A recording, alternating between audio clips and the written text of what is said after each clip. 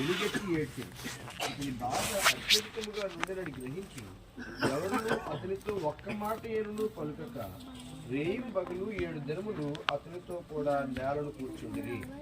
ఇక్కడ మనం చూసినట్లయితే చదివినటువంటి భాగంలో యోబు గారు ఎంతైతే శ్రమ పడ్డారో, యోబు గారికి ఉన్నటువంటి దుఃఖాన్ని తనకున్నటువంటి 3 స్నేహితులు ఈ విషయాన్ని తెలిసి ఓదార్చడానికి అక్కడికి వచ్చినప్పుడు ఆ యోబు గారి యొక్క ముఖాన్ని పోల్చుకోలేకపోయారంటండి. ఈ 3 స్నేహితులు, ఆ 3 స్నేహితులు యోబు గారి యొక్క ముఖాన్ని పోల్చుకోలేక అంత దూరం నుండి చూస్తూ ఎలుగెత్తి ఏడ్చుచు వారి యొక్క నెత్తి మీద బూడిద జల్లుకుని ఆయనతో పాటు కూర్చున్నట్లుగా మనం చూస్తున్నాం.